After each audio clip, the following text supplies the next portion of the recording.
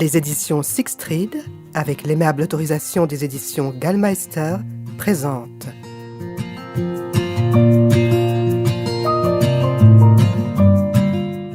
Le camp des morts de Craig Johnson, interprété par Jacques Frantz.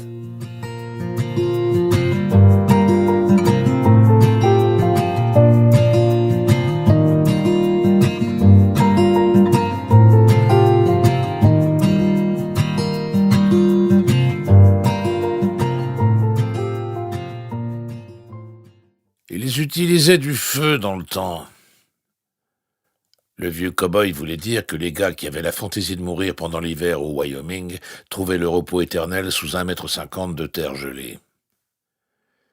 Ils construisaient un feu de joie, et le laissaient brûler quelques heures pour que ça dégèle, et ensuite ils creusaient la tombe. Jules enleva le bouchon d'une flasque qu'il avait tirée de la poche-poitrine de sa veste en jean, une véritable loque, et s'appuya sur sa pelle complètement pourrie. Il faisait moins de degrés, il ne portait rien d'autre que cette veste en jean, et il ne frissonnait même pas. La flasque y était probablement pour quelque chose.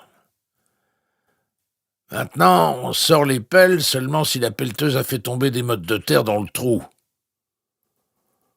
Le tout petit homme avala une lampée et se replongea dans les complexités de sa réflexion philosophique. Le cercueil chinois traditionnel, il est rectangulaire avec 3 bosses. Et on ne peut pas se faire enterrer habillé en rouge parce qu'autrement on se transforme en fantôme. Je hochai la tête et fis de mon mieux pour résister au vent. Il but une autre gorgée sans rien m'offrir. Les anciens Égyptiens se faisaient retirer leurs organes et ils les mettaient dans des vases. Je hochai la tête de plus belle. Les hindous brûlent le corps. J'admire, mais nous, on a incinéré mon oncle Milo, et pour finir, on l'a perdu. Le couvercle s'est défait, et il est passé par les trous du plancher rouillé d'un jeepster, sur Upper Powder River Road. Il resta pensif, secouant la tête au souvenir de cette fin indigne. C'est pas là que je voudrais passer l'éternité. Je hochai la tête à nouveau et laissai mon regard se perdre vers les Big Horn Mountains, où il neigeait encore. Je trouvais les feux de joie plus romantiques que les engins de terrassement ou les jeepsters d'ailleurs. Les Vikings les collaient dans un bateau avec toutes leurs affaires, ils y mettaient le feu et ils le poussaient vers la haute mer. Mais ça me paraît être un gaspillage terrible, sans parler de la perte d'un bateau en parfait état. Il marqua une pause et reprit. Pour eux, la mort était un voyage comme un autre, et on ne savait pas ce dont on pouvait avoir besoin, finalement. Alors, autant tout prendre avec soi. Le charpentier amateur riva sur moi ses yeux d'un bleu glacial et avalait une autre goulée en l'honneur de ses ancêtres, passant à nouveau mon tour. Je fourrai mes mains dans les poches de ma veste d'uniforme, sur laquelle se tendit l'étoile du bureau du shérif du comté d'Absaroka, et baissai un peu la tête, tandis qu'il continuait à parler. J'avais vu Jules dans un contexte professionnel alors qu'il résidait à la prison parce que le neveu du précédent shérif, un de mes adjoints à l'époque, l'avait arrêté pour ivresse sur la voie publique et l'avait tabassé. J'avais tabassé Turk à mon tour, au grand désarroi de ma réceptionniste standardiste, Ruby, avant de leur filer à la police de l'autoroute dans l'espoir qu'un environnement plus structuré lui fasse du bien. Les Mongols calaient le corps du défunt sur un cheval jusqu'à ce qu'il tombe. Je poussai un profond soupir, mais Jules ne parut pas s'en apercevoir. Les Indiens des plaines avaient probablement raison avec leur échafaudage funéraire. Puisqu'on n'a pas d'autre projet, on peut aussi bien nourrir les buses. Je n'y tins plus. Jules. Ouais. Je me tournai et baissai les yeux vers lui. Il t'arrive de la fermer. Il repoussa son chapeau de cow-boy sur sa nuque et but une dernière gorgée sans cesser de sourire. Non. Après un dernier hochement de tête, je tournai les talons et descendis d'un pas lourd le flanc de la colline, m'éloignant du vieux peuplier de Virginie près de la clôture où j'avais déjà tracé un chemin dans la neige. Jules était là lors de mes 3 passages précédents et il connaissait mes habitudes. J'imagine que l'activité de fossoyeur provoque un vrai sentiment de solitude. On reconnaît les tombes fraîches aux jalons en parfait état et aux monticules de terre. De mes nombreuses conversations, ou plutôt de ces nombreux monologues, j'avais appris que dans le cimetière circulait un réseau souterrain avec des robinets qu'on ouvrirait au printemps pour humidifier la terre et damer les tombes récentes. Mais pour l'instant, c'était comme si le sol refusait d'accepter Vonnie Eyes. Il s'était écoulé presque 1 mois depuis sa mort et je me retrouvais ici 1 fois par semaine. Lorsque quelqu'un comme Vonnie meurt, on s'attend à ce que le monde s'arrête. Et peut-être que pendant une fraction de seconde, le monde s'en aperçoit, effectivement. Mais peut-être que ce n'est pas le monde extérieur qui s'immobilise, plutôt le monde intérieur.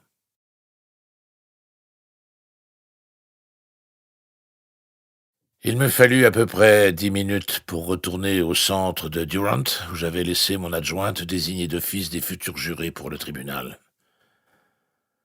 J'entrai dans le parking, me grattais la barbe tout en me garant, et jetai un œil aux fagots emballés sous plastique. 2 pour $7, qui étaient empilés à l'entrée de l'épicerie. Nous avions été contraints de jouer les recruteurs pour le comté environ 8 fois depuis que j'avais pris mes fonctions de shérif, il y a près d'un quart de siècle.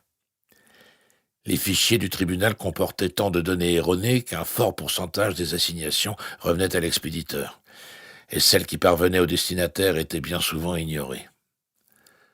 J'avais suggéré qu'on mette simplement « à l'attention de l'occupant des lieux » sur les enveloppes, mais ma proposition avait été rejetée.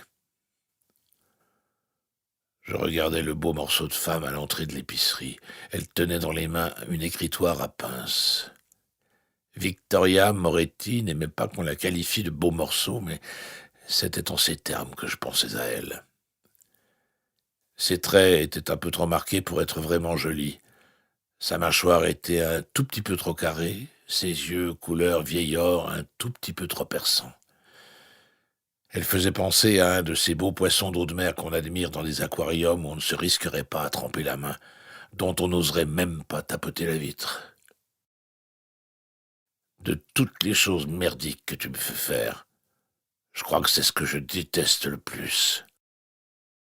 J'ai un diplôme en droit, je sais plus combien de crédits de master, je suis sorti de l'académie de police de Philadelphie dans les 5% de tête. J'ai fait 4 ans de patrouille de rue, reçu 2 citations. Je suis ton agent le plus gradé. Je sentis un truc pointu s'enfoncer dans mon ventre. Putain, tu m'écoutes ?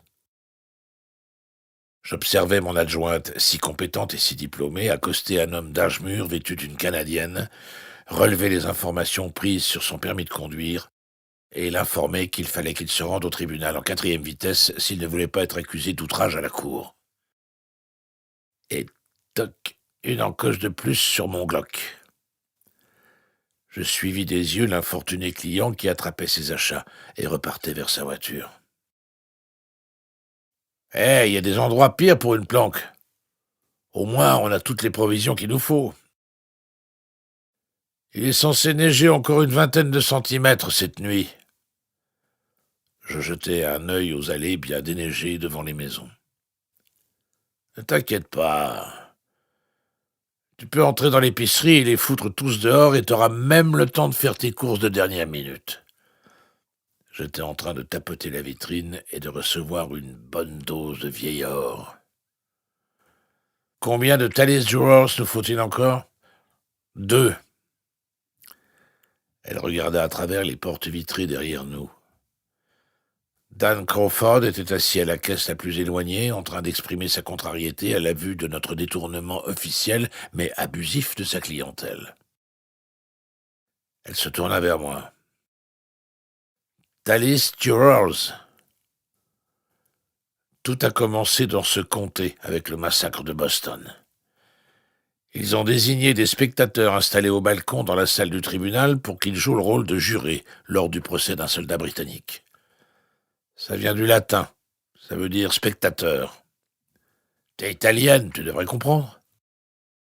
Je suis de Philadelphie, où on vote souvent et tôt le matin, et où tous les membres du jury ont un nom qui finit par une voyelle. Je laissai mon regard dériver vers les montagnes à l'ouest de la ville et vers les ténèbres qui paraissaient gronder, tapies derrière les sommets. Je ne pus m'empêcher de penser que ce serait une belle soirée à passer au coin du feu.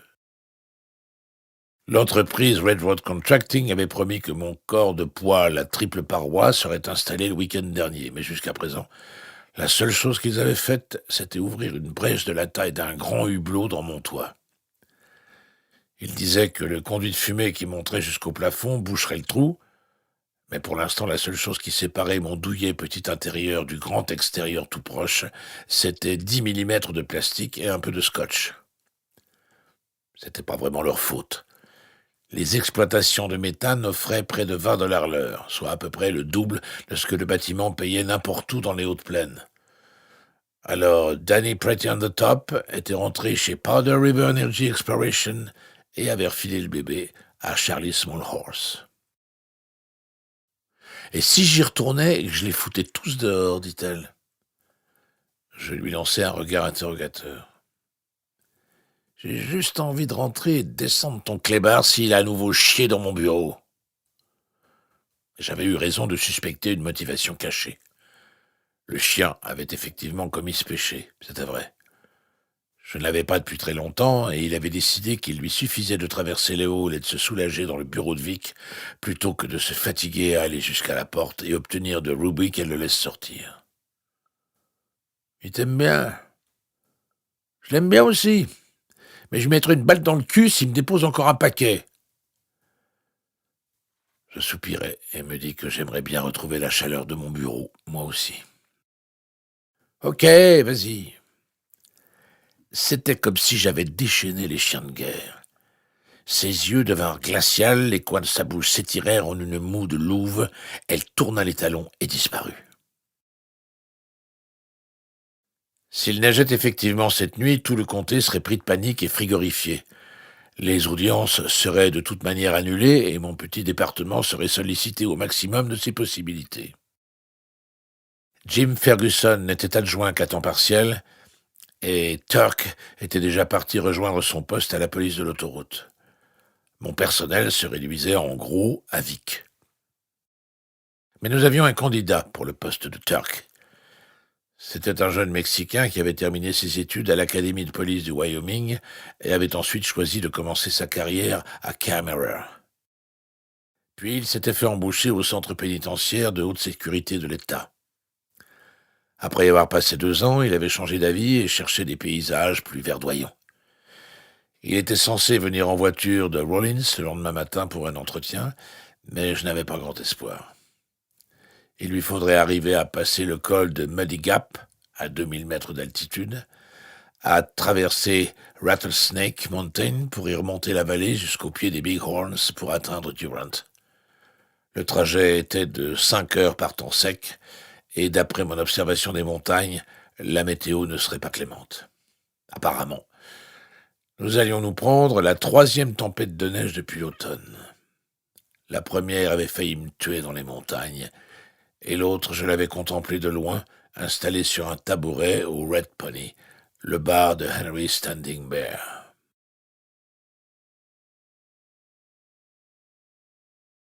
C'était juste après Thanksgiving, et nous avions descendu plus de la moitié d'une bouteille de single malt. Quand je m'étais réveillé le matin suivant, Henry avait déjà installé 2 chaises en simili-cuir devant un poêle improvisé fait de 2 barils empilés. Je sortis de mon sac de couchage, m'assis sur le bord de la table de billard sur laquelle je m'étais endormi et essayai de réactiver les muscles de mon visage. Henry, toujours enfilé dans son duvet, était penché au-dessus du poêle. Je regardais les volutes de buée formées par ma respiration et me débattis avec mon sac de couchage pour m'enrouler à nouveau dedans. Pas de chauffage. Il tourna la tête et ses yeux noirs me regardèrent entre les mèches argentées qui parsemaient sa longue chevelure d'ébène. Exact. Je m'approchai du baril, en chaussettes. Le sol était glacial, et je regrettais de ne pas avoir mis mes chaussures. Tu veux le café? Ah ouais? Alors va en faire. Moi, j'ai lancé le feu. Je trouvai les filtres et la boîte en fer pleine de café déjà moulu sur la seconde étagère au-dessus du bar. J'avais plein de petits paquets contenant des graines de café très chères que ma fille m'avait envoyées quand elle était étudiante en droit à Seattle. Caddy était maintenant avocate à Philadelphie, et je ne m'étais toujours pas décidé à me procurer un moulin à café. Henry Standing Bear en avait un. L'ours possédait aussi une mandoline de cuisine. Je ne connaissais personne d'autre qui en avait une. Je mis le café en route, retournai en sautillant jusqu'au poêle et attrapai mes bottes en chemin. Les vitres avaient commencé à se couvrir de givre à l'intérieur.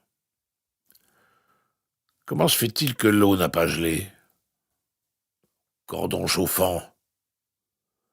J'enfilai mes bottes et m'enroulai à nouveau dans mon duvet. T'as plus de propane? Le chauffage ne marche jamais quand il fait vraiment froid. C'est pratique. Ouais, en été, il marche très bien.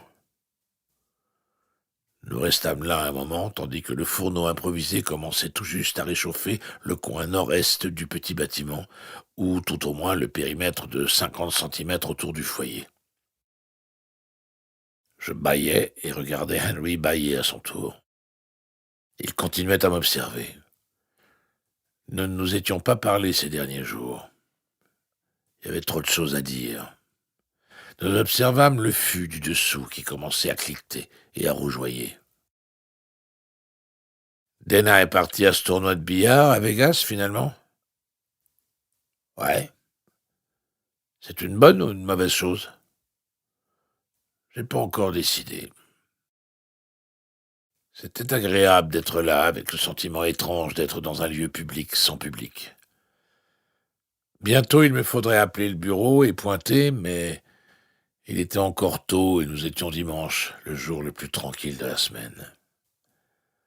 Je repoussai l'échéance, surtout parce que je me retrouvais piégé dans une conversation avec Lucian. Il nourrissait quelques idées étranges sur ce qui se passait au foyer des personnes dépendantes de Durant.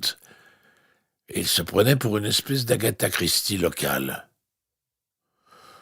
Je lui avais dit que si quelqu'un raccourcissait la durée de vie d'un des résidents, ça serait finalement pas une si grande privation. Et il m'avait répondu qu'il adorerait m'attraper par mon oreille mutilée, âgée d'un demi-siècle, pour me faire faire le tour du pâté de maison. Et depuis que j'avais embauché le shérif à la retraite comme standardiste à temps partiel le week-end, il reprenait sacrément du poil de la bête. Je contemplais dans la brume lumineuse typique de l'hiver des hautes plaines la neige qui tombait en gros flocons pareils des jetons de poker. J'avais eu plusieurs fois l'intuition que ce serait un hiver mémorable, et je ne m'étais pas trompé. La veille de Thanksgiving, Caddy s'était retrouvée coincée à l'aéroport de Philadelphie. Elle essayait de rentrer dans le Wyoming pour me faire une visite surprise. Je ne me sentais pas bien. Je venais de boucler une des affaires les plus dures de ma carrière et elle le savait. Caddy avait appelé en proie aux larmes, à la frustration et à la fureur contre une tempête à deux vagues qui avait cloué au sol les avions aussi bien sur la côte est qu'à Denver, la plateforme tournante qui permettait d'accéder à notre partie du monde. On lui avait assuré que même si elle arrivait à Denver, elle passerait ses vacances à l'aéroport. Nous nous étions parlé 1 h 42. À la fin de notre conversation, elle avait retrouvé ce rire franc qui était le sien, et qui allait si bien avec sa voix rauque bien de chez nous, et moi je me sentais mieux. Dan a dit qu'elle va s'installer à Vegas. Vraiment? Oui? Le café était prêt. Je remontai un peu le sac de couchage sur mes épaules et le traînai avec moi jusqu'au bar. Je devais ressembler à une menthe religieuse géante. Je me versai une grande tasse et allai chercher la crème épaisse que l'ours gardait dans le réfrigérateur du bar. J'ajoutai la crème dans sa tasse à lui, versai ce que je pensais être une quantité raisonnable de sucre, y ajoutai une cuillère et la lui apportai.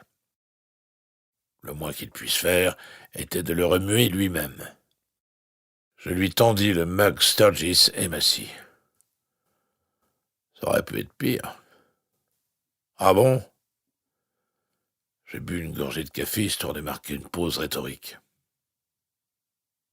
T'aurais pu sortir avec une meurtrière. Je vis les larges épaules se tourner dans ma direction et son regard se poser sur moi. Cela ne me paraissait pas juste de dire les choses de cette manière-là, comme un manque de respect à l'égard de quelqu'un qui avait encore beaucoup d'importance pour moi. Je continuais. On dirait que tout le monde est trop gêné pour me parler. Hein? Il ne s'y a point. Ouais, je vais bien. Il ne dit mot. Je t'assure. Ouais. Je secouai la tête et baissai les yeux vers le poêle. Il réchauffait un peu notre coin d'univers et je sortis les épaules du duvet. Est-ce que tu vas te décider à dire autre chose que oui? Et j'ajoutai précipitamment, ne réponds pas à cette question. Le vent soufflait fort, battant contre les parois en bois de la vieille station essence Sinclair que Henry Standing Bear avait convertie en bar. Le Red Pony était en bordure de la réserve et le vent était plus ancien ici. J'écoutais les voix des vieux Cheyennes qui descendaient du nord-ouest pour aller se perdre dans les Black Hills. J'avais vécu des épisodes hallucinatoires lors de la première tempête de neige de la saison. Tout au moins, c'était ainsi que j'avais décidé de les appeler. Mais d'une certaine façon, les vieux Cheyennes me manquaient. Ils n'étaient pas les seuls à me manquer. Je gardais pendant une seconde le goût amer du café dans ma bouche. C'était la faute de personne. J'étais en mode silence radio. Mes amis m'avaient épargné les manifestations accablantes de sympathie et, pire encore, la multiplicité de conseils, mais j'allais devoir refaire surface pour reprendre mon souffle. Henry était un bon point de départ. Je crois que je ne sortirai plus jamais avec personne. Ouais. Il but une gorgée de café et hocha la tête de concert avec moi. T'as raison. On pourrait croire que les femmes sont agréables à fréquenter, qu'elles sont douces, qu'elles sentent bon ou ta gueule. Il hocha la tête encore plus. Ouais.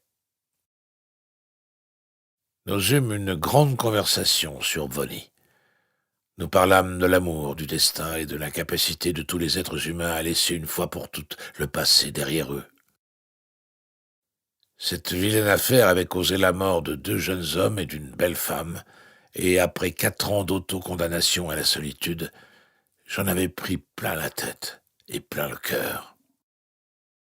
Henry n'avait rien dit de plus que oui. J'imagine que c'était à ce moment-là que les vannes s'étaient ouvertes, que tout l'air vicié s'était répandu dans l'atmosphère et que l'air frais était entré dans mes poumons. Il m'avait fait courir dans la neige l'après-midi, et je dois admettre que ça m'avait fait plutôt du bien.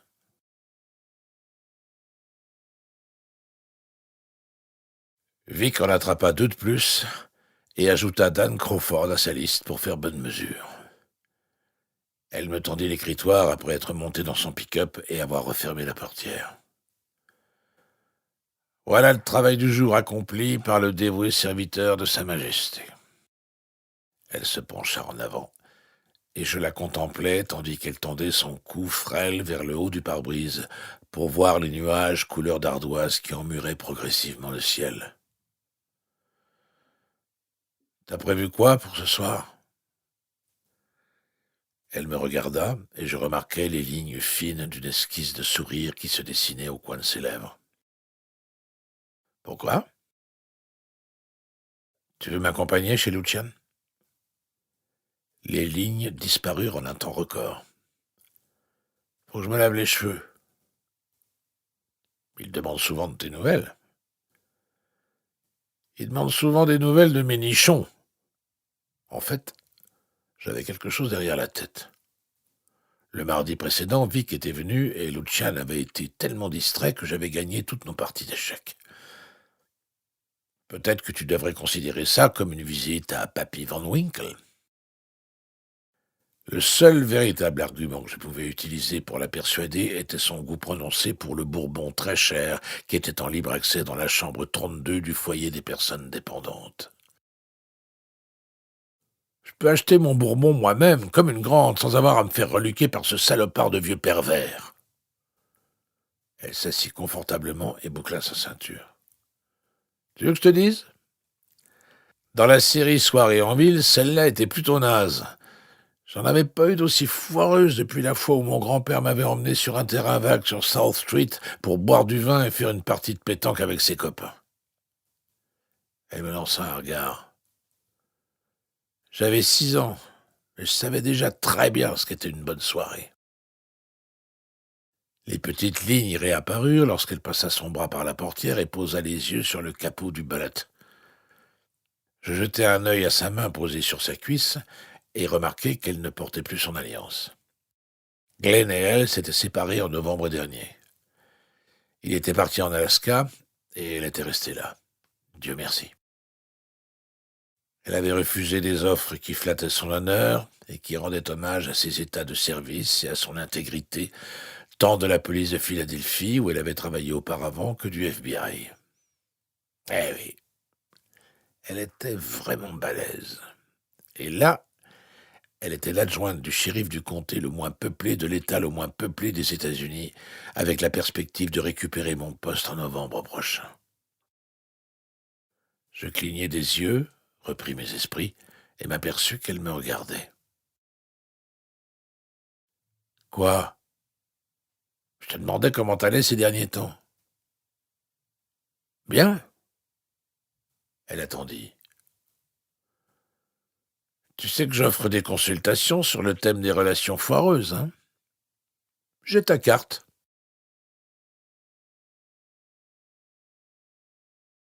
Quand nous arrivâmes au bureau, qui était situé derrière le tribunal, de vagues plumetis de neige avaient commencé à volter nonchalamment. Cette tempête croyait qu'elle pouvait nous tromper en démarrant lentement. Certains soirs, dans le Wyoming, il valait mieux savoir où on était garé pour être certain de retrouver sa voiture le lendemain matin. Je suivis Vic et marquai une pause pour examiner le chambranle de ma porte à la recherche de post-it, tandis qu'elle s'arrêtait auprès de Ruby pour prendre son courrier. Le chien leva les yeux, regarda quelque part entre nous deux, puis reposa sa grosse tête aussi carrée qu'un jerrycan sur ses pattes. Vic hochait la tête tout en parcourant ses enveloppes. « Ouais, je ferais profil bas si j'étais toi, tête de nœud. » Lucian m'avait laissé Ruby en héritage. Farouche comme un lynx et aussi loyale qu'un garde suisse, elle surveillait de son œil bleu mon évolution morale. Elle avait 65 ans, mais pas plus de 30 dans la tête. Je glissai rapidement avant que la vraie bataille ne commence. Des post-it? Ruby ne cessa de caresser le chien. Quelqu'un a balancé un tas d'ordures et un vieux frigo à Hill Réservoir. Laisse-moi deviner qui a découvert ça. Notre pêcheur local et adjoint à temps partiel, Ferg, nous rencardait régulièrement sur tous les coins de pêche de la région. Il dit qu'ils ont laissé du courrier dans les sacs poubelles. Alors il est allé jusqu'au village de Mobile Home, près de la bretelle de contournement, pour avoir une petite conversation avec les suspects du délit. Oh, et Rollins a appelé pour confirmer l'entretien de demain. Le jeune Mexicain? Elle se tourna. Au téléphone, il n'avait pas l'air mexicain. Il avait l'air de quoi, alors? Seulement différent. Elle retourna à son écran. Lucian a appelé pour s'assurer que tu y allais bien ce soir. Est-ce que par hasard tu te comporterais mal avec lui? Généralement, il n'appelle pas pour confirmer une soirée échec. Je ramassais une partie du courrier de routine, feuilletais le dernier catalogue d'uniformes de la police et envisageais de remplacer ma combinaison. Elle est un peu bizarre ces derniers temps. Comment ça? Je décidai de garder mon ancienne tenue et refermai le catalogue. Juste bizarre, comme si quelque chose le tracassait. Je jetai le catalogue dans la corbeille à papier métallique et me dirigeai vers mon bureau. Est-ce que ce gamin sait qu'après la neige qui va tomber cette nuit, un pot rouge de 2,50 m en aura jusqu'au trou de balle? Ses yeux montèrent au-dessus de son écran pour me regarder. Est-ce que ton ami amérindien sait que tu utilises ce genre d'expression? Je m'arrêtai devant la porte de mon bureau. Et où tu crois que je vais les chercher? Où est l'ours ces derniers temps? Les femmes de ma vie demandaient toujours des nouvelles de Henry, c'était agaçant. Il est à la réserve dans le sous-sol d'une ancienne église ménonite. Je m'appuyai contre le chambranle de la porte et réfléchis à ce que je ferais si Ruby prenait sa retraite un jour. Il me faudrait prendre la mienne aussi. Ils ont trouvé quelques cartons à chapeau pleins de photographies que les Ménonites ont dû prendre il y a un bon bout de temps. Des Ménonites sur la réserve des Cheyennes du Nord? Je haussai une épaule.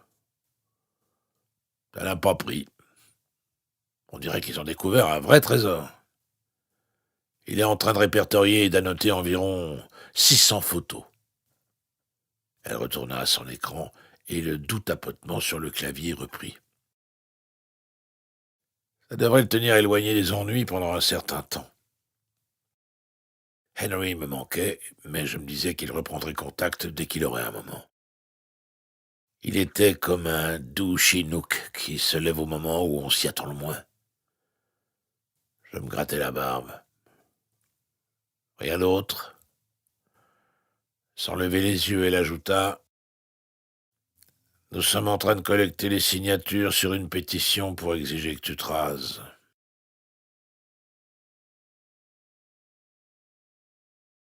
Mon bureau était relativement bien rangé pour un mardi, et le dossier de Santiago César Vittoria était le premier de la pile la plus proche.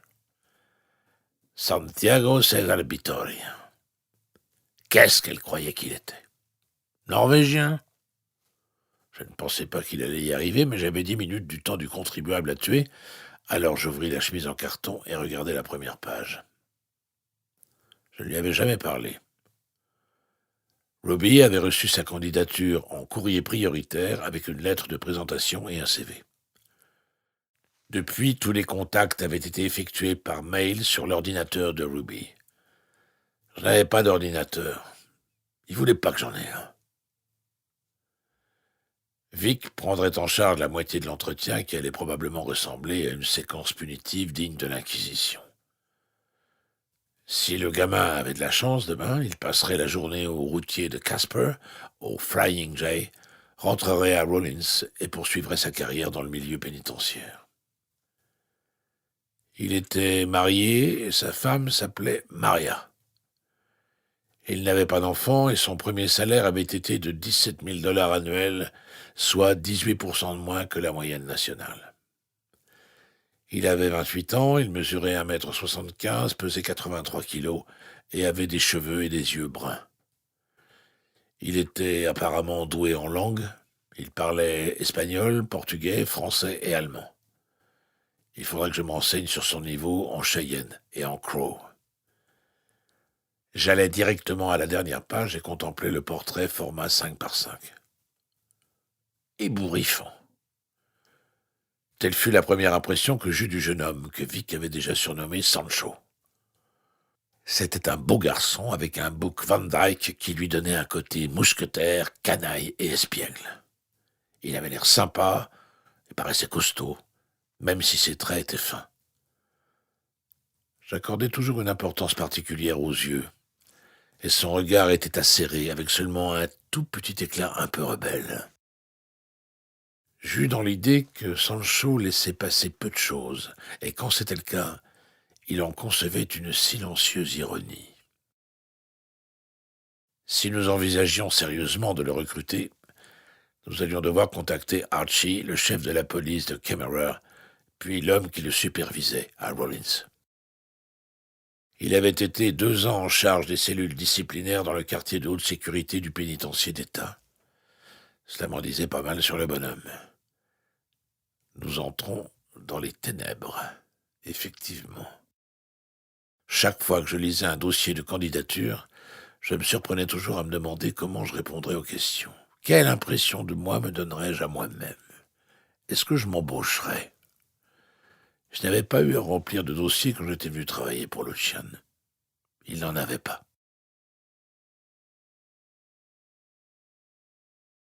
Nous avions passé la soirée assis au bar de l'Euskadi Hotel sur Main Street. Il était tard, un vendredi soir, et du jukebox sortait la voix nasillarde de Montana Slim qui chantait Round Up in the Fall. Nous étions seuls. Lucian préférait l'Euskadi parce que le bar n'avait ni jeux vidéo ni clients, dans cet ordre. On était fin octobre, je venais de me marier, et j'avais 37 $ sur mon compte en banque. Alors, t'étais flic là-bas? Au Vietnam? Oui, monsieur. Il s'était interrompu au milieu de sa gorgée.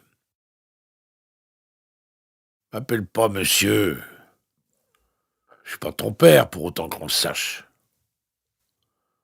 Je le regardais, son grand verre à la main, en train de m'observer du coin de ses yeux nichés dans un faisceau de rides tannées par le soleil.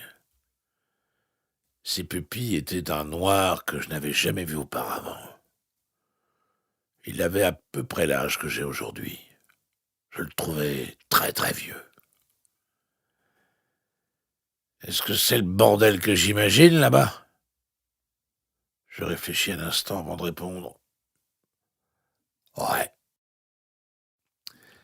Il sirota un peu de son bourbon en évitant soigneusement la chique de tabac qu'il avait coincée entre sa lèvre inférieure et sa gencive. Bah, la nôtre, de guerre, elle était sûrement tout aussi naze. C'est juste qu'on n'avait pas assez de jugeote pour le savoir. Je hochais la tête. Je ne voyais pas bien ce que je pouvais faire d'autre. Pour moi, dans cette histoire de Vietnam, si tu te fous dans la merde à 20 000 kilomètres de chez toi, c'est que tu l'as bien cherché. Je hochais la tête de plus belle. Incorporé? Perdu mon sursis. Et comment t'as fait ça? J'ai eu mon diplôme. Il reposa son verre en cristal taillé, exactement dans le petit rond marqué sur la minuscule serviette en papier, et le poussa vers Jerry Arenzadi, le barman, que je ne connaissais pas à l'époque. Un diplôme doux. Je bus une gorgée de ma Rainier et espérais que mon compte en banque résisterait à la totalité de l'entretien. University of Southern California. Il ne dit rien. C'est à Los Angeles, ajoutai-je. Il hocha la tête en silence, tandis que Jerry lui remplissait son verre à nouveau, à hauteur de 4 doigts au moins. 2 choses qu'il faut que t'oublies jamais. Troupier. Il m'appellerait troupier pendant les 8 prochaines années. Un petit crayon, c'est mieux qu'un gros souvenir, et c'est toi qui m'achèteras mon tabac à chiquer, vu que je suis handicapé. La dernière partie de la phrase faisait référence à sa jambe manquante qui avait été arrachée par des bootleggers basques dans les années 1950. Quelle marque?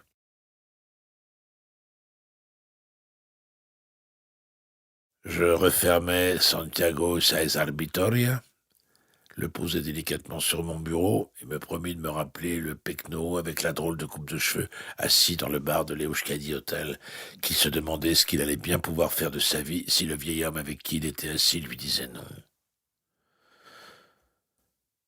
Je rentre à la maison. Je levai les yeux vers mon adjointe. C'est comment dehors? Neige de folie. Bien qu'elle s'apprêtât à partir, elle entra, s'assit et plia sa veste avant de la poser sur ses genoux. Elle désigna le dossier d'un mouvement de menton. C'est Sancho. Ouais, t'en penses quoi? Elle haussa les épaules. Je pense qu'il a du jus et des couilles. On n'a qu'à le mettre aux patrouilles. Sans me quitter des yeux, elle poursuivit. Tu comptes t'y prendre comment pour manger ce soir? Je sais pas. Peut-être aller au Bee. Le Busy Bee était installé dans un petit bâtiment en béton qui se cramponnait à la rive de Clear Creek, grâce à la ténacité de sa propriétaire et à la séduction qu'exerçaient ses petits pains à la sauce épicée. Dorothy Caldwell possédait et faisait tourner le Busy Bee depuis que Dieu avait créé le cow-boy. J'y mangeais souvent, et comme c'était tout à côté de la prison, nos rares pensionnaires en profitaient aussi. Je parie qu'elle est rentrée chez elle. Je vais tenter le coup. Dans le pire du pire des cas, je peux toujours arriver à temps pour le steak au poivre au foyer des personnes dépendantes. Elle fit la grimace. Ça fait envie. Plus en tout cas qu'un burrito emballé dans du plastique de chez Come and Go. Ah bah, t'en connais un rayon sur les endroits branchés. Ouais, j'ai toujours eu la réputation de savoir où sortir les filles.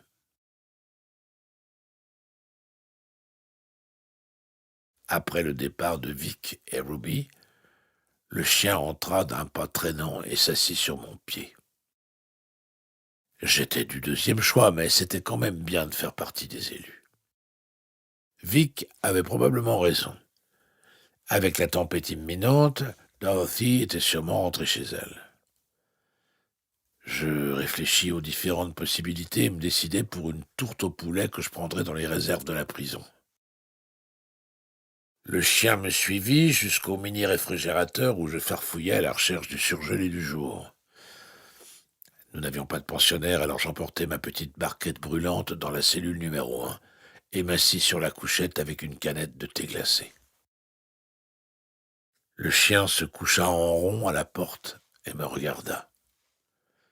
Je lui avais appris qu'il pouvait quémander à condition de respecter une distance de 2 mètres. Il n'y avait pas de fenêtre. Je pouvais donc ignorer totalement les centimètres de neige qui s'accumulaient, mais pas le téléphone qui se mit à sonner. Je posai ma tourte entamée sur la couchette et décrochai le combiné installé sur le mur de notre kitchenette. Bureau du shérif du comté d'Absaloka. C'est vous le putain de shérif? J'avais reconnu la voix. Peut-être.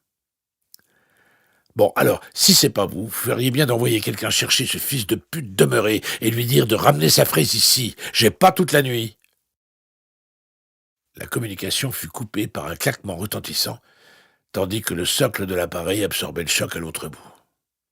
Je restais planté là, le téléphone contre l'oreille, tandis que ma tourte se faisait dévorer. J'avais réussi à persuader Lucian de venir jouer les standardistes à temps partiel le week-end. Et je crois que ça lui plaisait, mais je serais la dernière personne à qui il le dirait. Je pris la barquette en aluminium et la jetai dans la poubelle avec la fourchette en plastique et la canette vide. Je repartis vers mon bureau pour prendre mon manteau, le chien sur mes talons. Vic avait raison. Quand nous arrivâmes dehors, il neigeait si fort qu'on ne voyait même plus le tribunal de l'autre côté de la rue. Je plissai les yeux pour empêcher les flocons de me piquer les yeux, rabattis mon chapeau et embrassai du regard les halos de lumière diffuse sous les lampadaires alignés qui surplombaient Main Street. Il n'y avait qu'une seule voiture qui était garée à peu près à mi-chemin entre le Busby et le magasin de sport. Le chien s'arrêta à côté de mon pick-up et se planta le nez au vent, comme moi. J'ouvris la portière et le regardai grimper sur mon siège pour gagner la place passager. Il se tourna, attendant que je monte à sa suite, mais j'observai la voiture garée. Il s'étendit sur la banquette et se prépara à piquer un petit roupillon, sachant très bien ce que j'allais faire avant que je le sache moi-même. Je descendis la pente douce jusqu'au véhicule, en faisant attention de ne pas glisser. Je m'accroupis et balayai la neige qui recouvrait la plaque minéralogique à l'avant du vieux taco marron. Plaque du Wyoming, 2e comté, Cheyenne. Je jetai un œil sur les devantures du magasin, mais le seul qui paraissait avoir un semblant de vie était le bar de l'Euskadi Hotel, où les néons publicitaires vantant la Rainier et la Grain Belt luisaient faiblement dans les 2 minuscules fenêtres. Mis à part les décorations de Noël, le bar de l'Euskadi n'avait guère changé depuis que Lucian m'avait embauché toutes ces années auparavant. Les jukebox étaient toujours là, et diffusaient par hasard, mais non sans ironie, la chanson de Sinatra « Let it snow, let it snow, let it snow ». Le côté droit était entièrement occupé par un comptoir et un bar en bois de séquoia sculpté, dont l'antique miroir au mercure s'était terni, n'ayant plus guère la force d'assurer la gloire du passé. J'y vis le reflet de la blonde assise au bar. Je repoussai mon chapeau dans la plus avantageuse des positions, à la dachialamette, et sentis une coulée de neige fondue glisser entre mes omoplates sous mon manteau en peau de mouton retourné. En fait d'entrée, j'en avais connu de plus réussi. « Bonsoir, shérif. » Jerry Aronzadi était toujours le barman à plein temps. C'était un petit homme un peu voûté qui portait des lunettes cerclées de noir. Ses petites épaules se courbèrent pour se pencher vers la glacière et faire sauter la capsule d'une Rainier avant que j'aie pu l'arrêter. Dans ce genre de moment, j'aurais aimé que mes habitudes soient un peu plus exotiques. « Qu'est-ce qui vous amène un soir comme celui-ci » Je m'assis à quelques tabourets de la blonde, tandis que Jerry déposait une petite serviette en papier sur le bar avec la bouteille de bière. Il connaissait tous mes rituels, y compris ma manie d'économiser les verres. « C'est soirée échec. » Je bus une gorgée de bière.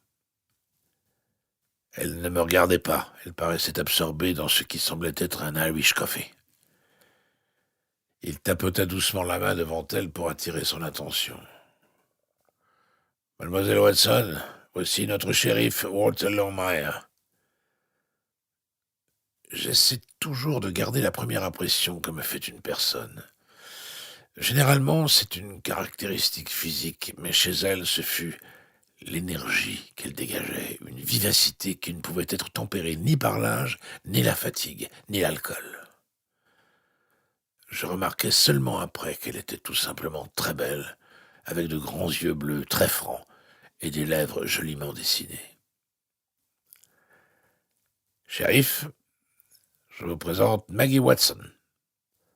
Je parie que vous n'arriverez pas à deviner ce qu'elle fait dans la vie. Miss Watson est fonctionnaire de l'État. » Je bus une nouvelle gorgée et leur lançai à tous les deux un regard.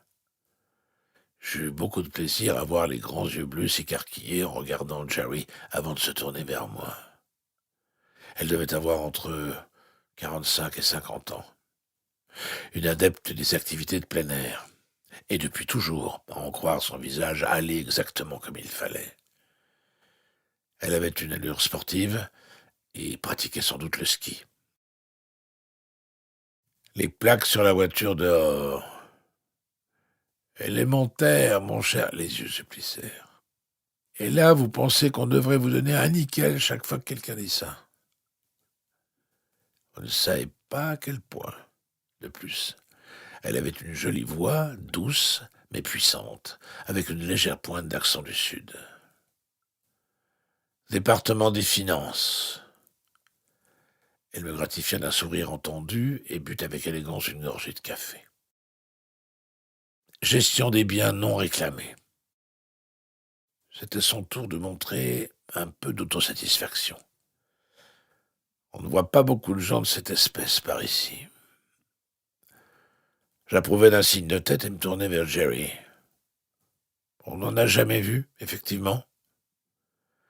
Cette remarque me valut un rire mélodieux mais bref.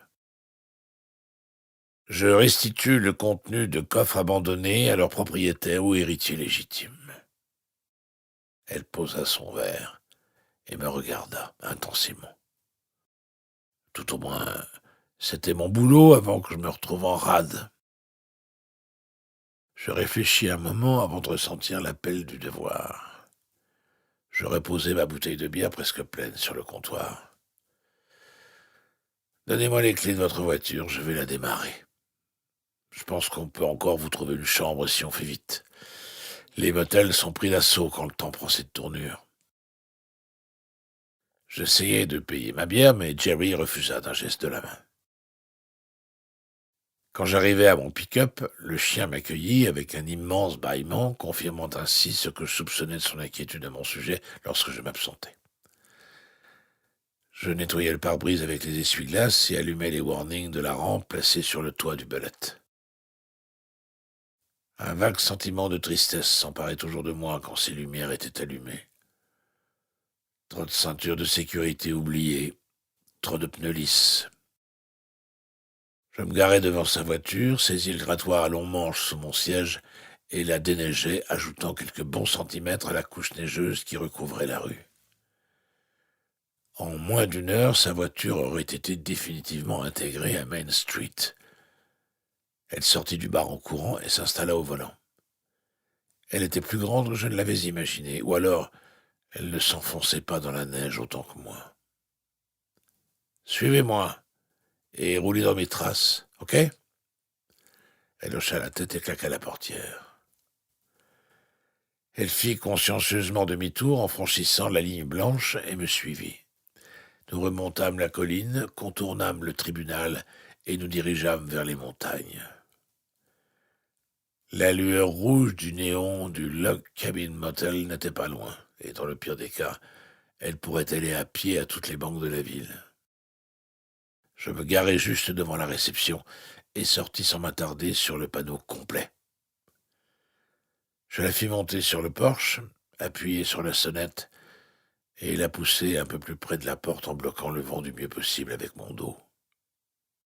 Elle sentait vraiment bon.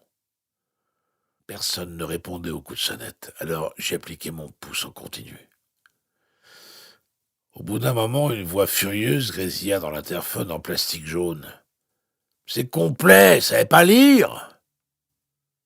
Le haut-parleur se tut, mais presque immédiatement, un individu émacié vêtu d'une robe de chambre à carreaux élimée apparut près du comptoir du minuscule hall et déverrouilla la porte. « Bon sang, Walt, qu'est-ce que tu fais dehors par ce temps ?» Je poussai Maggie à l'intérieur. « Cette dame a besoin d'une chambre. » Je pris la clé des mains d'Irma, la femme de Willis, et me frayai un chemin dans la neige pour aller allumer la lumière et le chauffage dans un des bungalows du bout de la petite allée. Ce serait une petite chambre douillette, mais je l'avais prévenu, la température n'atteindrait pas les 5 degrés avant une bonne vingtaine de minutes. Je ne sais pas comment vous remercier. Si vous découvrez un exemplaire de la Déclaration d'indépendance dans un de ces coffres, j'en doute, mais je pourrais au moins vous inviter à déjeuner.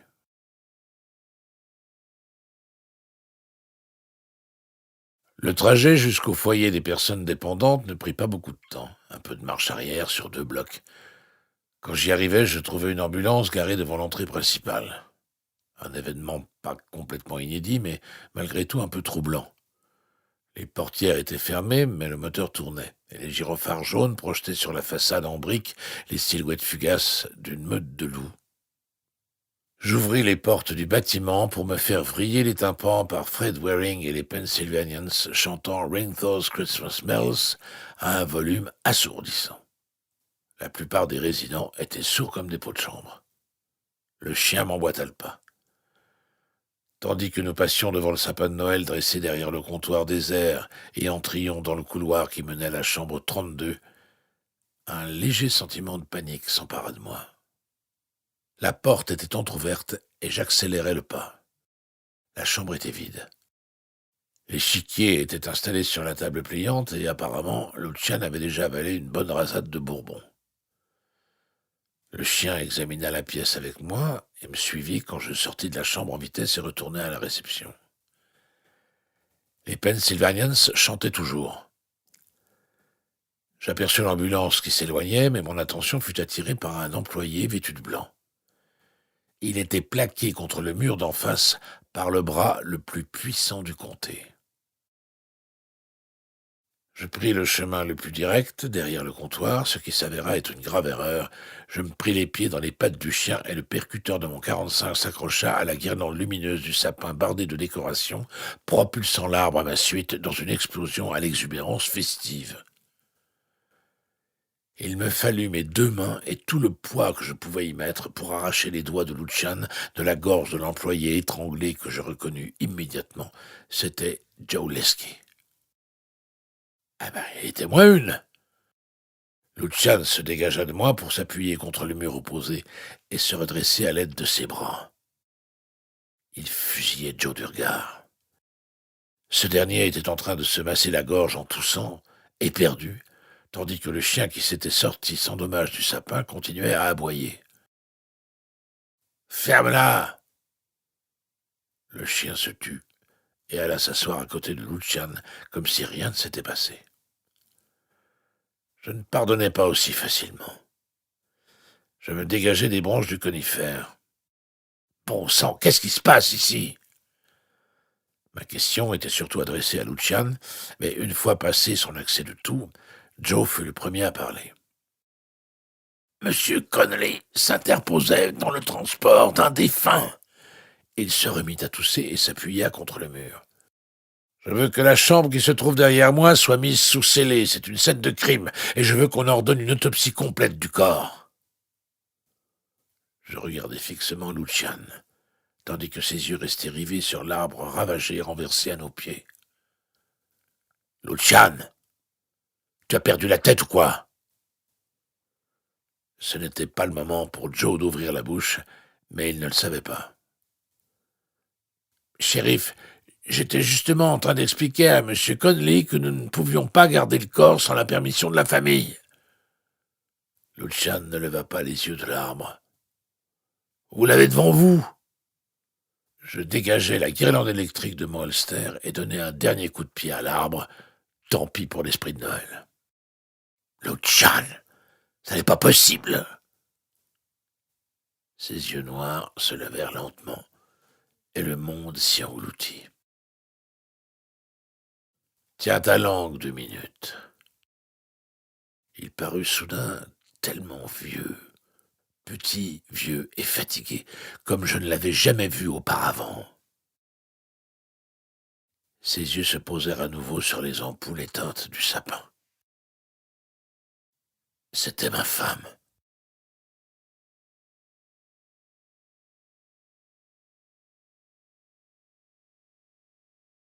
La chambre 42 du foyer des personnes dépendantes avait été mise sous scellé, et le corps de Marie Baloja attendait maintenant l'expert qui devait venir de la division des enquêtes criminelles. Dans la chambre 32, 2 vieux veufs étaient assis devant un échiquier oublié, le regard perdu dans le lointain d'une manière si dickensienne qu'on aurait pu penser à une illustration de Fiz. Le sommet du culot concave de la bouteille de Papy Van Winkle's Kentucky Straight Bourbon Whisky de 20 ans d'âge flottait au milieu de l'élixir doré, une tempête dans un verre, tout le comté dans une bouteille, ou la muse emprisonnée. Le chien était déjà endormi sur l'unique canapé où il avait le droit de monter. Je m'attendais à voir le fond en verre épais de la bouteille se détacher et remonter à la surface. Je m'attendais peut-être à le voir sortir du long goulot et se mettre à danser tout autour de la pièce. Après tout, nous étions dans la saison des miracles. Peut-être était-ce bien ce que j'attendais, quelque chose qui nous ferait flotter, libres, comme le fond de la bouteille, quelque chose qui me permettrait d'approcher le roi noir assis en face sur le champ de bataille, un homme que je croyais connaître avant ce soir. « Tu vas devoir parler ou jouer. Sinon, je vais m'endormir. » Il ne joua pas. « Endors-toi, alors. » J'avais commencé la partie avec une ouverture est-indienne, variante pétrosiane, une stratégie que je n'avais ni la compétence ni la volonté de prolonger. Mais Lucian aimait y réfléchir quand je m'y risquais. Je ne m'endormis pas consciemment, c'était juste que le fauteuil était moelleux et confortable, la pièce sombre et surchauffée. Et peut-être c'était une manière de me soustraire à ces yeux noirs qui reflétaient les ridicules illuminations de Noël. Ses yeux n'étaient pas plongés dans les ténèbres de l'autre côté des fenêtres à double vitrage. Il regardait plus loin, vers un lieu dont j'ignorais tout. Rien ne nous surprendrait ce soir sans que ses yeux ne le voient, rien qui ne parlerait sincèrement avec un roi qui n'était pas tout à fait dans son bon sens. Je dus dormir un certain temps. Je ne me rappelais pas m'être réveillé, et il avait dû attendre exprès que je m'assoupisse pour commencer son récit. Je me souviens d'avoir entendu sa voix douce et calme monter d'un endroit très lointain. Après la guerre, c'étaient des Basques de Zweiback, 4 frères et elle. Il marqua une pause pour avaler une gorgée de bourbon. Bon sang, si tu l'avais vu. Je me vois encore en train de mater par-dessus le toit de la Dodge 39 de Charlie Floyd quand elle sortait sur le porche. Ses cheveux noirs étaient épais comme une crinière de cheval. Il s'arrêta sur ce souvenir. Le seul autre son qu'on entendait dans l'appartement de Luciane était le chauffage à air pulsé. Ces 2 pièces n'étaient en rien différentes des autres dans leur conception générale, mais elles contenaient tout le style et la masse du mobilier ancestral des Connolly. Je remuai un peu dans mon fauteuil, hyper rembourré, et attendis. C'était l'été, et elle portait une petite robe bleu marine avec des pois blancs. Le vent la plaquait contre son corps. Il lui fallut un moment pour reprendre son récit. Elle était la chose la plus farouche, la plus belle que j'ai jamais vue de toute ma vie. Ses cheveux, ses dents, le feu a brûlé entre nous tout cet été-là avant que son père n'essaie de nous séparer à l'automne. Il voulait l'envoyer loin dans la famille, nous éloigner l'un de l'autre, mais c'était trop tard. Je le regardais, et la nuit dans ma tête me parut plus noire. Nous tremblions quand nous nous touchions. Elle avait la peau la plus magnifique que j'ai jamais effleurée. D'une nuit à l'autre, j'oubliais. Elle n'était pas comme les filles américaines, elle était silencieuse. Elle répondait quand on lui parlait, mais seulement dans ce cas-là. Des réponses courtes, douces, basques. Il y avait une partie d'elle qui me serait toujours inconnue, je le savais. Ce n'était ni hostile ni intentionnel, c'était juste là, comme une vie distincte de nous. Peut-être qu'elle savait, tout simplement. Il regardait fixement l'échiquier. Les Basques ont un vieux proverbe. Une vie sans amis s'achève par une mort solitaire. Il soupira. On s'est enfuis tous les deux. On a réussi à atteindre Miles City et on a arraché un juge de paix à ses bottes de foin pour qu'il vienne nous marier. Il laissa échapper un éclat de rire. Sa femme jouait de l'harmonium et il était planté, là, dans ses bottes en caoutchouc crotté, à lire ses phrases. Il but une autre gorgée et j'écoutais les glaçons teintés dans son verre. Ils nous ont rattrapés un peu au nord de la ville, son père et 3 oncles basques. Il marqua une nouvelle pause et je me rendis compte qu'il avait les yeux ouverts et qu'il me regardait. Une putain de bagarre. Il se pencha, m'attrapa la main et la frotta sur son crâne, le long d'une ancienne cicatrice qui allait du sommet de son front à l'arrière de son oreille gauche. Il lâcha ma main et remit son chapeau en place. Un des oncles a fini par partir et revenir avec un des monte-pneus. Voilà une seconde interaction avec des Basques dont je prenais connaissance après celle des bootleggers au cours de laquelle il avait perdu sa jambe. Ils l'ont envoyé loin? Il s'attaquait à quelque chose de coincé entre ses dents, ou peut-être sa mâchoire n'était-elle pas encore prête à oublier le démonte-pneu. Ils ont annulé notre union et ils l'ont marié en vitesse. Il posa un coude sur la coudoir de son fauteuil en cuir ouvragé et cala son menton dans sa paume. Je voyais son père et ses oncles de temps en temps en ville, même quand j'étais shérif. Ils ne m'ont jamais parlé, et moi non plus. Quand l'as-tu revu? Il lui fallut un moment pour répondre, et j'eus le sentiment que je m'immisçais plus qu'il ne l'aurait voulu. Peu importait. En mettant la chambre 42 sous scellé et en obtenant des ambulanciers qui l'emmènent au Durant Memorial, j'avais lancé une démarche officielle. Il contempla le reflet sombre dans son verre. Il y a environ un an, un de mes amis m'a dit qu'il y avait une femme dans l'autre aile qui demandait de mes nouvelles. J'y suis allé, et c'était elle. Ça a dû te faire un sacré choc. Hmm. Elle avait une petite maison à Powder Junction. J'imagine que c'était là qu'elle vivait. Je m'avançai un tout petit peu sur ma chaise. Lucian. Comment se fait-il que j'ai fait poser des scellés sur sa chambre et que je l'ai envoyé sur une table d'autopsie? Ses yeux pivotèrent jusqu'à ce qu'il croise mon regard et s'y fixe.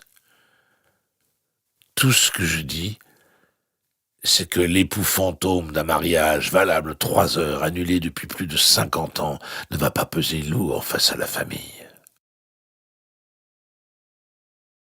Je passai ma main sur mon visage, essayai de me lisser la barbe et poursuivis sans le quitter des yeux. Lucian, il faut que tu me donnes quelque chose de solide avant que les enfants et les petits-enfants ne débarquent et commencent à me pourrir la vie. J'attendis. Il faut que tu me donnes des éléments sur lesquels je puisse travailler. Tu me fais pas confiance? Je restai silencieux un moment. Il n'était pas du tout rationnel et peut-être lui faudrait-il un peu de temps pour le reconnaître. Je parcourus mentalement mes fiches internes concernant les fureurs de Lucian et me retrouvai avec la peur de l'inconnu, la frustration devant la société et le système, le tout mêlé à un ingrédient que je n'avais jamais connu chez lui auparavant. L'amour. Lucian amoureux. C'était difficile à imaginer. Son regard se tourna à nouveau vers l'extérieur et je discernai un soupçon de honte dans son attitude. Fais faire une autopsie complète au légiste de la division des enquêtes criminelles. Ensuite, reviens ici et on reprendra la discussion.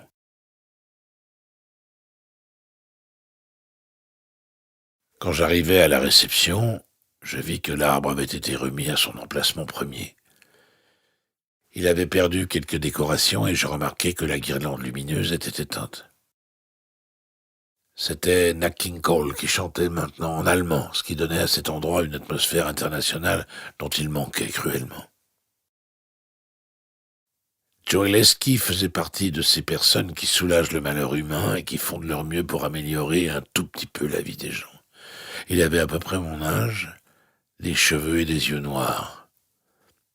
Il pouvait avoir un peu de sang indien, mais tout ce temps passé enfermé avait dû lui en enlever beaucoup. Je m'appuyai sur le comptoir et le chien s'assit sur mon pied. Je me tournai vers le sapin de Noël. « Comment va le patient ?» Joe s'enfonça dans son fauteuil et jeta un œil par-dessus son épaule aux conifères victimes de maltraitance. Certaines branches ressemblaient à des bras de sémaphore en train de guider un avion. Je crois pas qu'il ait perdu beaucoup de bijoux de famille, mais j'arrive pas à faire fonctionner les lumières. T'aurais pas le dossier de Madame Balocha par hasard? Il poussa le dossier vers moi. Je l'avais sorti pour les ambulanciers. Tu ne discutes même pas? Vous êtes le shérif. C'est justement la raison pour laquelle les gens discutent. Avec l'avènement des techniques modernes de réanimation cardio-pulmonaire, de transplantation d'organes et de respirateurs artificiels, le meneur de jeu s'était déplacé du cœur et des poumons au cerveau. Comme le stipulait un accord inédit entre hommes de loi et médecins, l'indicateur ultime de l'intervention de la grande faucheuse était désormais le moment où tout fonctionnement cérébral avait cessé d'une manière qu'on jugeait irréversible. Mort cérébrale.